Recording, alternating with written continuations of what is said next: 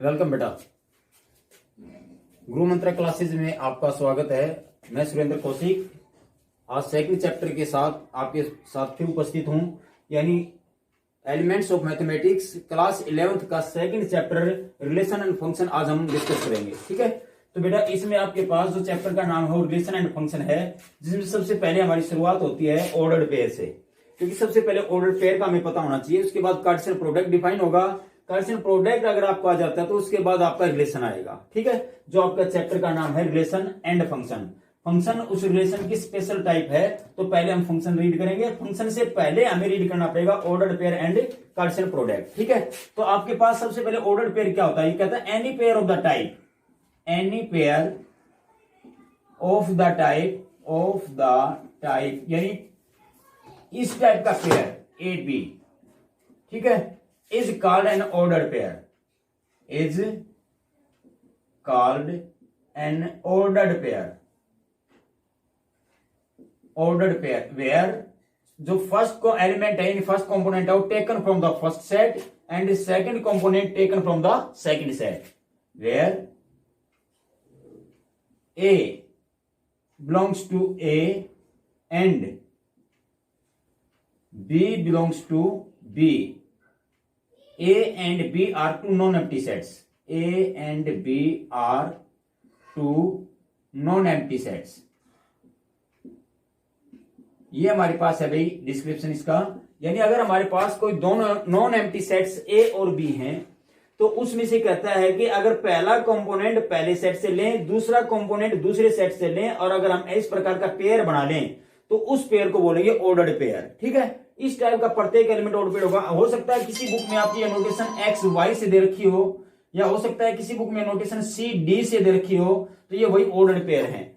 आपने नोट किया होगा पॉइंट को रिप्रेजेंट करने के लिए आपका जो सिस्टम है बेटा किसका, कोऑर्डिनेट ज्योमेट्री का जो सिस्टम आपने रीड किया था 10th क्लास में 7th चैप्टर, वहां पे पॉइंट को रिप्रेजेंट करने के लिए आपने रिप्रेजेंट किया था P ऑफ एक्स वाई, यानी P शो करता है पॉइंट को और x एंड y उस पॉइंट के कोऑर्डिनेट हैं, यानी परपेंडिकुलर डिस्टेंसेस हैं ये दोनों उस पॉइंट की कहां से, from both of the axis, दोनों एक्सिस से, यानी x कोऑर्डिनेट होता है y एक्सिस से परपेंडिकुलर डिस्टेंस और y होता है x एक्सिस से परपेंडिकुलर डिस्टेंस, लेकिन उसके सामने पॉइंट P होता है, वो पॉइंट को रिप्रेजेंट करता है। ये तो पॉइंट हुआ, लेकिन अगर आपके पास केवल एक्स वाई है या सी डी है या ए बी है, तो ये पॉइंट ना होके क्या रहेगा, ये आपका ऑर्डर्ड पेयर कहलाएगा। ठीक है, यानी इसमें पेयर है आपका दो कंपोनेंट का, तो आएंगे कहां से कि पहला जो कंपोनेंट है पेयर का वो कहां से आएगा, पहले सेट से ए सेट से, और दूसरा कंपोनेंट आएगा दूसरे सेट से यानी बी सेट से। ठीक है, इसको कहेंगे ऑर्डर पेयर। यानी आपके पास दो ऑर्डर्ड पेयर बराबर कब हो सकते हैं भाई, यानी A B ordered pair C D ordered pair के बराबर होता है कब, जब इसका पहला कंपोनेंट इसके पहले कंपोनेंट के बराबर हो, यानी if the first component of the first pair must equal to the first component of the second pair, यानी A आपका C के बराबर हो जाए और इसका सेकंड कंपोनेंट इसके सेकंड कंपोनेंट के बराबर हो जाए, यानी if and only if A equal to C and B equal to D, अगर ये कंडीशन फॉलो होती है तब आप कहेंगे कि दो ऑर्डर्ड पेयर इक्वल होंगे। ठीक है, अदरवाइज दो ऑर्डर्ड पेयर इक्वल नहीं हो सकते। जैसे सेट थ्योरी में आपने रीड किया था, क्या आपके पास एक सेट है A हैविंग एलिमेंट 1 and 2, और अगर मैं दूसरा सेट रखूं B जिसके कंपोनेंट यानी जिसके एलिमेंट हैं 2 and 1, तो हमने क्या नोट किया भाई, हमने नोट किया कि सेट आपके दो नाम दिए मैंने, A जिसमें एलिमेंट 1 2 है, B जिसमें 2 1 है, लेकिन एलिमेंट तो सेम है भाई दोनों में। हमने पढ़ा था कि सेट थ्योरी में जो ऑर्डर होता है एलिमेंट्स का वो इमेटीरियल होता है, यानी order of the element is immaterial in case of set theory. So why these two sets A and B are not to be different, these are the same, यानी एक equal set है दोनों, implies A equal to B, ये दोनों के दोनों आपके एक सेम ही सेट है यानी इक्वल सेट है। ठीक है, लेकिन ऑर्डर पेयर में ऑर्डर आपका इमेटीरियल नहीं होता, ऑर्डर ही नाम है, तो ऑर्डर पेयर में ऑर्डर के मायने हैं भाई। ऑर्डर में आपके पास ये A B order C D के बराबर नहीं हो सकता। कब तक नहीं हो सकता, जब तक इसका पहला कंपोनेंट इस पहले के बराबर ना हो जाए, दूसरा कंपोनेंट दूसरे कंपोनेंट के बराबर ना हो जाए, तब तक ऑर्डर पेयर बराबर नहीं होंगे। अदरवाइज आपका इसका मतलब ये हुआ कि हम ये कह सकते हैं कि ए बी ऑर्डर्ड पेयर आपका ए बी ऑर्डर्ड पेयर के ही बराबर हो सकता है। ठीक है, किसी और दूसरे ऑर्डर पेयर के बराबर नहीं, यानी ए के बराबर होगा, बी के बराबर होगा, तभी दो ऑर्डर पेयर बराबर होंगे। ये तो था ऑर्डर पेयर के बारे में। अब ऑर्डर ट्रिपलेट और देख लें, ये ऑर्डर पेयर है, यानी पेयर का मतलब दो जोड़ा, जिसमें दो है कंपोनेंट। और ऑर्डर ट्रिपलेट क्या होता है? ऑर्डर ट्रिपलेट में बेटा आपके पास 3 कंपोनेंट मिलेंगे, ए बी सी। वो कैसे आएगा वो भी मैं बताऊंगा आपको। वो मिलता है कहां से? वो आपका जो ये कार्टेशियन प्रोडक्ट आएगा, इस कार्टेशियन प्रोडक्ट का फिर से कार्टेशियन प्रोडक्ट करें किसी दूसरे सेट के साथ, यानी तीसरे सेट के साथ। क्यों? क्योंकि ए और बी का कार्टेशियन प्रोडक्ट तो मैं लिख चुका हूं, और इसका प्रोडक्ट यदि कार्टेशियन प्रोडक्ट एक बार फिर करूंगा किसी सेट सी के साथ, तो यहां पे आपके पास जो एलिमेंट आएगा ऑर्डर ट्रिपलेट फॉर्म का होगा, यानी इस टाइप का होगा। क्योंकि कार्टेशियन प्रोडक्ट होता है ऑर्डर ट्रिपलेट टाइप में, इस टाइप में, और ट्रिपलेट में बन जाएंगे 3, यानी ए बी सी, इस टाइप का बनेगा। वो मैं डिस्कस करूंगा जब आप कार्टेशियन प्रोडक्ट सीख चुके होंगे। ठीक है, तो चलिए ये था आपका ऑर्डर पेयर के लिए। ऑर्डर पेयर आप इस प्रकार से लिख सकते हैं। और बेटा इसके बाद जस्ट आपको मिलेगा Cartesian product of two sets, यानी कार्टेशियन प्रोडक्ट क्या होता है? Cartesian product of two non empty sets. दो नॉन एम्प्टी सेट्स के लिए कार्टेशियन प्रोडक्ट रिप्रेजेंट होता है भाई ए क्रॉस बी से।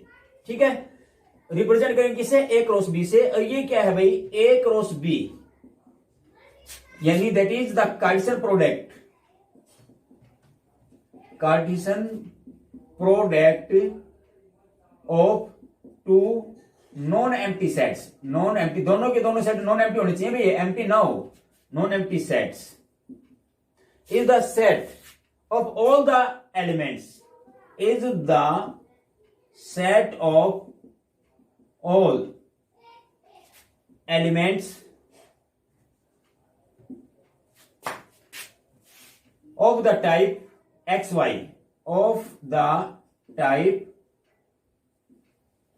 xy, या ए बी भी लिख सकते हो, यानी ऑर्डर पे type, such that x belongs to a and y belongs to B. ये आपकी कार्टेशियन प्रोडक्ट की डेफिनेशन है, यानी आपके Cartesian product A cross B में, कार्टेशियन प्रोडक्ट को ए क्रॉस बी से लिखते हैं भाई, ए क्रॉस बी ही बोला जाएगा ये। ठीक है, और ये कहता है इस प्रकार का सेट है Cartesian product is the set of those elements which are of the type x y type के एलिमेंट होंगे, सच दैट फर्स्ट कंपोनेंट यानी x belongs to first set and second component belongs to second set. यानी इसको set की form में लिखें तो कैसे लिखेंगे? A cross B is the set, set है तो कर्ली ब्रैकेट में बंद होगा, of all the elements like x y, यानी एक्स वाई टाइप के एलिमेंट्स का है, यानी एक्स वाई टाइप के एलिमेंट, इसमें ऑर्डर पेयर टाइप के एलिमेंट हैं, such that x belongs to A and y belongs to B. ये आपकी डेफिनेशन है कार्टेशियन प्रोडक्ट की। तो Cartesian product is nothing but the set, वो भी एक सेट ही है। तो जिस बच्चे की सेट थ्योरी सही है बेटा वो आसानी से कर सकता है कार्टेशियन प्रोडक्ट को। ठीक है, तो x y type order pair type के एलिमेंट के सेट के केस में आपके पास सिंगल कंपोनेंट थे भाई, जो एलिमेंट आए थे वो सिंगल कंपोनेंट थे, लेकिन यहाँ पे ए क्रॉस बी में यानी कार्टेशियन प्रोडक्ट में आपके ऑर्डर्ड पेयर टाइप के एलिमेंट होंगे, यानी इस टाइप का एक पेयर जो मिलेगा तो वो एक कंपोनेंट यानी एक एलिमेंट कहलाएगा, उस सेट का एक एलिमेंट कहलाएगा, एक पेयर। ठीक है, तो पेयर टाइप के एलिमेंट मिलेंगे इसमें। अब ये कहता है कि दोनों एम्प्टी सेट होने जरूरी है, ए और बी। सपोज करो आपके पास ए सेट है, आपने ले लिया 1 2 एलिमेंट का, इसी प्रकार से सेकंड सेट बी लिया आपने जिसके एलिमेंट है 3 4। ठीक है, अब हम इसका ए क्रॉस बी बनाना चाहें तो ए क्रॉस बी क्या गया है? ए क्रॉस बी में बताया गया है कि ये सेट है ऑर्डर पेयर टाइप के एलिमेंट का। इसका अर्थ ये होगा कि इसमें ऑर्डर पेयर आएंगे, किस किस के पेयर? कि भी इन एलिमेंट्स के पहला एलिमेंट कहां से होगा? पहले सेट से। दूसरा एलिमेंट कहां होगा? दूसरे सेट से। तो पहला सेट कौन सा है? ये रहा, इसका पहला एलिमेंट कौन है? 1। तो 1 का पेयर सेकंड सेट के एलिमेंट के साथ, यानी 1 का पेयर 3 के साथ, 1 का पेयर 4 के साथ, तो इसमें आ जाएगा 1 3, दूसरा 1 4। अब सेकंड एलिमेंट की बारी है, पहले सेट का सेकंड कंपोनेंट जो है उसकी बारी, उसके पेयर इन दोनों के साथ 2 3 एंड 2 4 2 4, और इसको बंद कर दो भाई, यानी ये आपका ए क्रॉस बी हुआ। तो ए क्रॉस बी में क्लियर हमारे पास कितने एलिमेंट आ गए? 1 2 3 एंड 4, 4 एलिमेंट आ गए भाई। इसका अर्थ ये हुआ कि अगर हमारे पास ए सेट और बी सेट की वैल्यू है, हम ए और बी को जानते हैं, तो ए क्रॉस बी आसानी से फाइंड आउट कर सकते हैं। अगर हमारी स्टार्टिंग ए क्रॉस बी से हुई तो पहला सेट कौन हुआ? ए हुआ। ए के कंपोनेंट पहले कंसीडर करेंगे, यानी आप जितने भी देख रहे हैं 1 1 2 2, ये जो पहले कंपोनेंट है पहले सेट ए के हैं, और बाद के जो कंपोनेंट मिलेंगे दूसरे सेट के मिलेंगे बी के। ठीक है, इसी प्रकार से अगर आप इसका बी क्रॉस ए निकालना चाहें तो बी क्रॉस ए भी निकाल सकते हैं आसानी से। क्या बनेगा भाई? आपकी बार सेट कौन है? पहले बी, तो बी के एलिमेंट आप पहले लेके चलेंगे, उनके पेयर लेने ए के साथ, यानी बी सेट ये है, इसका पहला एलिमेंट कौन है? 3 3 के पेयर इन दोनों कंपोनेंट के साथ, यानी 3 का 1 के साथ। पहले बी का ही लिखें, ऐसा ना करें कि 1 3 को 3 1 लिख दें। 1 3 नॉट इक्वल टू 3 1, मैंने पहले बताया है सेट थ्योरी में तो 1 2 और 2 1 बराबर हैं, क्योंकि ऑर्डर का मायने नहीं है सेट में, लेकिन ऑर्डर पेयर में ऑर्डर का मायने है। इसका मतलब ये हुआ कि अगर आप ऑर्डर पेयर में 1 2 लिखते हैं तो ये बराबर नहीं होता 2 1 के। ठीक है, ये बात ध्यान करें। तो आपके जो ऑर्डर पेयर 1 3 की बजाय ये 3 1 आएगा इसमें, क्योंकि स्टार्टिंग 3 से है। तो 3 1 फिर 3 2 3 2 और नेक्स्ट आपके पास फिर 4 की टर्न है 4 1 4 2 4 1 4 2। ये आपका हुआ भाई बी क्रॉस ए। अब एक बात यहां भी नोट करने की है, कौन सी भी, ए क्रॉस बी में कितने एलिमेंट आए हैं 4, 1 2 3 4। बी क्रॉस ए में कितने एलिमेंट आए हैं 1 2 3 4, इसमें भी 4 आए हैं। और हमने यहां से क्या नोट किया कि एन ऑफ ए यानी number of element belonging to the set A कितने हैं 2। यानी इसी बात को अगर आप ऐसा लिखें n of A equal to 2 है, और n of B number of elements belonging to the set B ये भी 2 हैं, और एन क्रॉस ए यानी हमने देख लिया n of A cross B, n of A cross B में कितने एलिमेंट आए 4। तो हम कह सकते हैं कि इन दोनों का गुणा इस 4 के बराबर हुआ।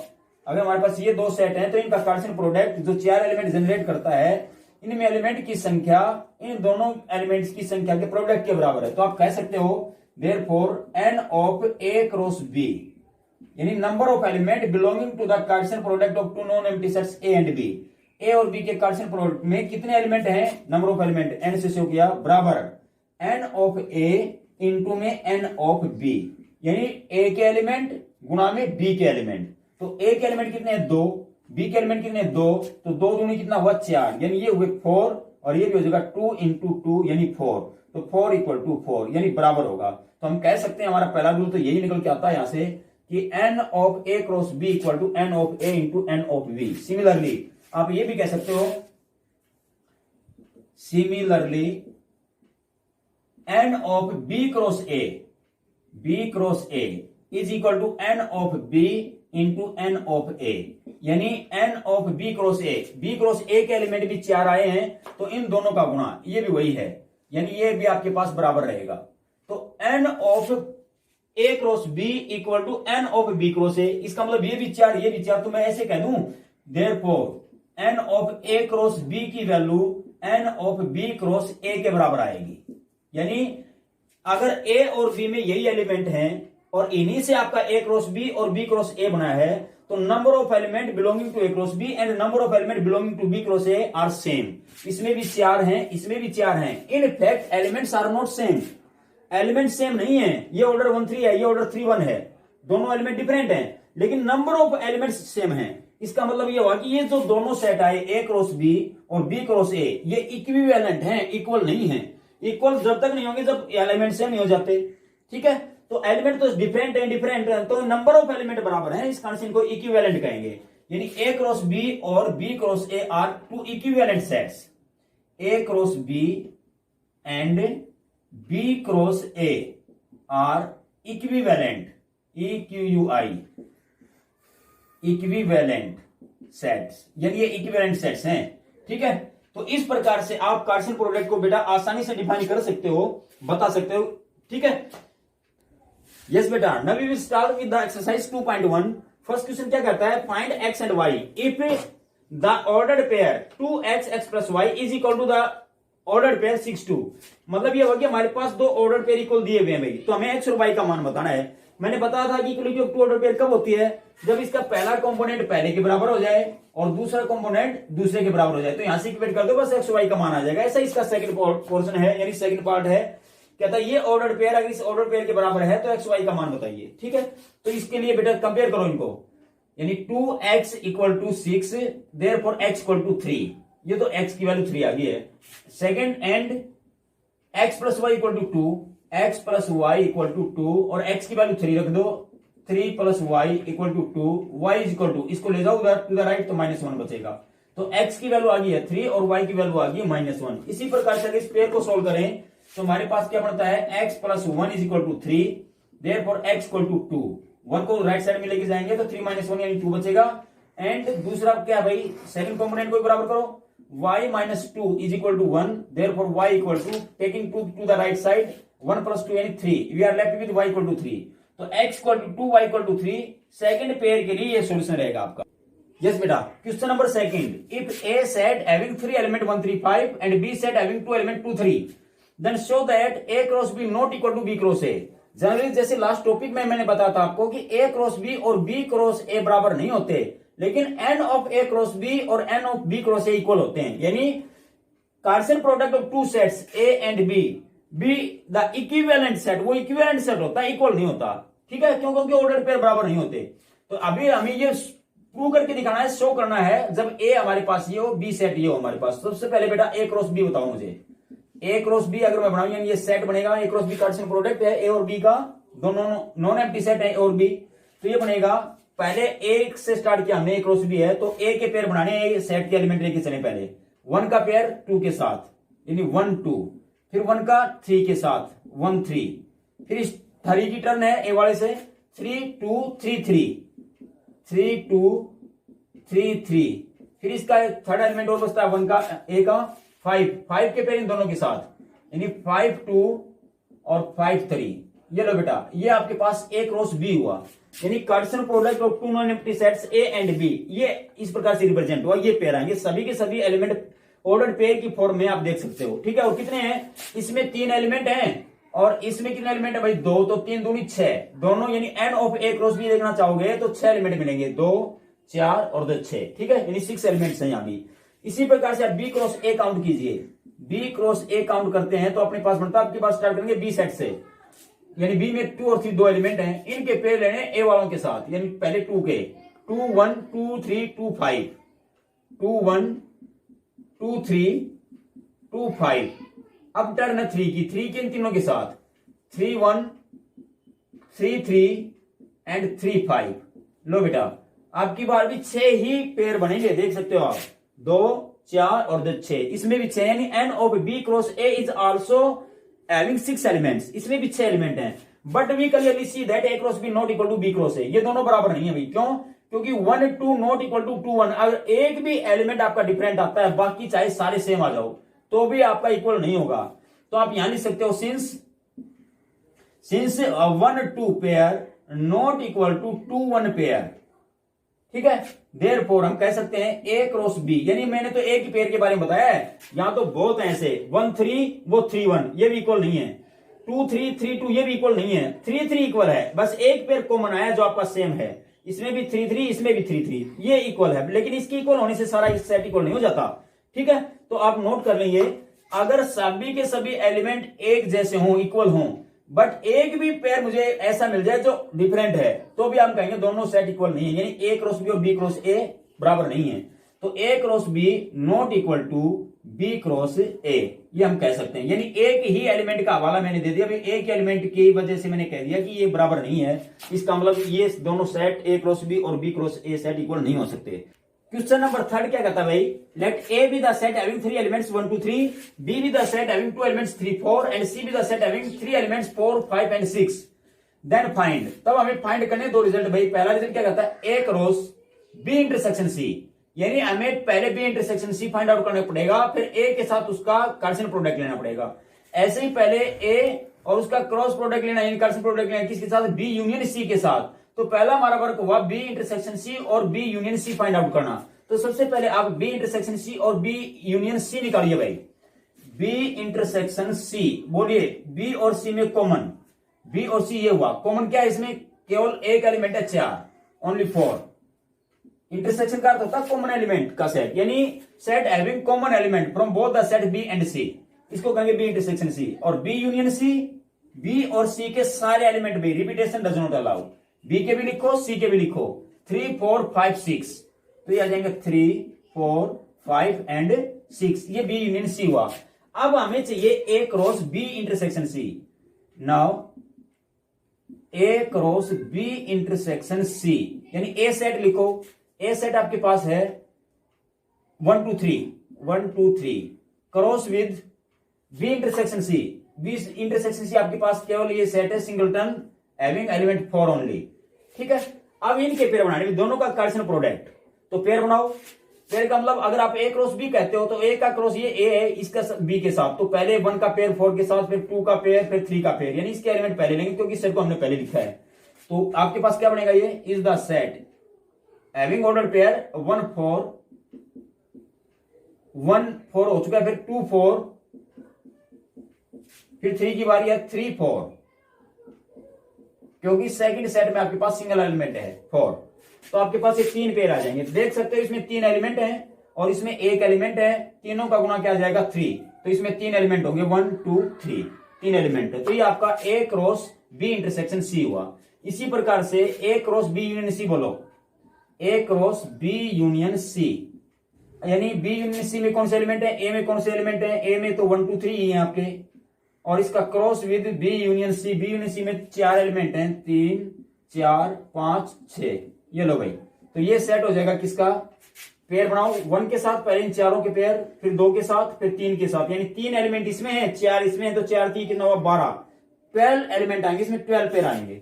तो सबसे पहला पेयर 1 3 1 3, फिर 1 4 1 5 1 6, पहले तो 1 के साथ हुए, फिर 2 के साथ लो भाई 2 3 2 4 2 5 2 6, फिर आप 3 के साथ लें भाई 3 3 3 4 3 5 एंड 3 6, ये पेयर हुए। टोटल आप काउंटिंग कर सकते हो 12 हैं। एक की रो में आपके पास 4 एलिमेंट हैं, सेकंड में भी 4 हैं, इसमें भी 4 है, तो 4 की कितना हुआ 12, 12 एलिमेंट आपके पास आ जाएंगे। तो ये आपका हुआ A क्रॉस B। अब चेक कीजिए, जब A cross B intersection C में तो आपके पास केवल 3 ही एलिमेंट आए हैं, और B क्रॉस यानी A cross B union C में कितने आए हैं, आपके पास 12 एलिमेंट आए हैं। तो ये दोनों सेट इक्वल नहीं हो सकते। देयरफॉर आप कह सकते हो therefore A cross B intersection C not equal to A cross B union C, यानी ये बराबर नहीं है। यही हमें शो करना था। हालांकि इसमें नहीं, इसने शो करने के लिए नहीं कहा, इसने तो केवल फाइंड आउट करने के लिए कहा। तो हमने A cross B intersection C भी फाइंड आउट कर लिया, ये हुआ, और A cross B union C भी फाइंड आउट कर लिया, ये सेट हुआ। और क्लियर हम यहां से देख के बता भी सकते हैं, और वो पूछ भी सकता है इसमें आगे, इसको और भी आगे बढ़ा सकता था भाई, पूछ सकता था। नेक्स्ट पॉइंट इसका जो बनता कि ये दोनों इक्वल भी नहीं है, शो करो, तो हमने शो कर दिया कि ये दोनों इक्वल भी नहीं है, ठीक है। लेकिन कंप्लीट हो जाता है जो उसने ये फाइंड आउट करने के लिए कहा था, दो रिजल्ट। यस बेटा, क्वेश्चन नंबर 4 क्या कहता है, if we have the set A in which all the element like x such that x belongs to W, means all number में बिलोंग करता है x and x less than 2 और 2 से छोटा है। मतलब क्या हुआ कि इस A सेट में वो एलिमेंट हैं जो होल नंबर हैं और 2 से छोटे। अब 2 से छोटे होल नंबर कौन कौन से हैं समझ जाओ आप, यानी A सेट में 3 एलिमेंट हुए, 0 1 एंड 2 से लेस है तो 2 नहीं लिखेंगे हम क्योंकि इक्वल नहीं है यहाँ पे, 2 से लेस है तो 2 एलिमेंट होंगे 0 एंड 1, ठीक है। Whole number and less than 2, तो 2 ही नंबर आपके पास होल नंबर जो 2 से लेस होते हैं 0 और 1।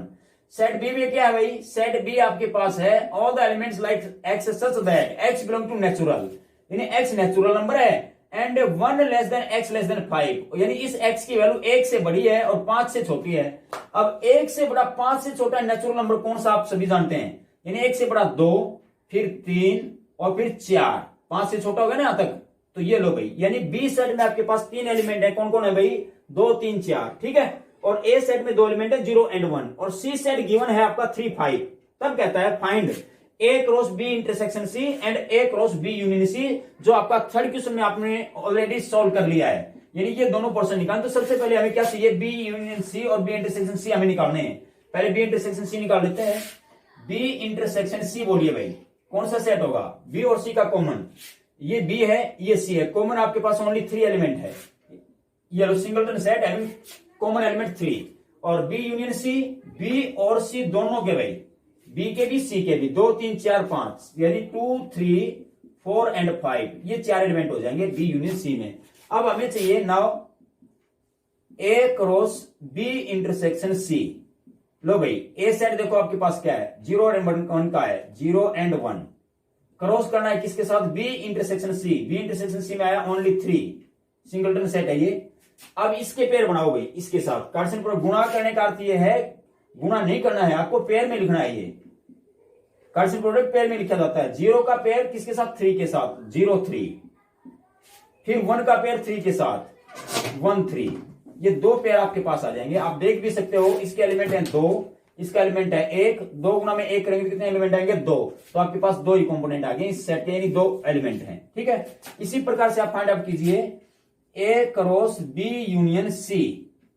एक आपके पास वही 0 1 cross with B union C, B union C में 4 एलिमेंट है भाई 2 3 4 एंड 5, तो इनके पेयर बना दो भाई, यानी पहले 0 के पेयर चारों के साथ, ये सेट होगा 02, 03, 04 एंड 05। लो भाई, चारों एलिमेंट के साथ 4 पेयर हो गए हैं। अब फिर 1 के पेयर हैं चारों के साथ, यानी 1 2, 1 3, 1 4 एंड 1 5।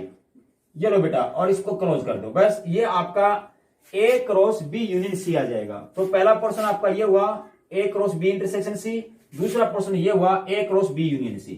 ठीक है, यस बेटा। Rest of the questions of this exercise to be continued for the next video. ठीक है, तो नेक्स्ट वीडियो तक वेट कीजिए बेटा। नेक्स्ट क्वेश्चन जो आपके हम अगली वीडियो में आपके पास भेज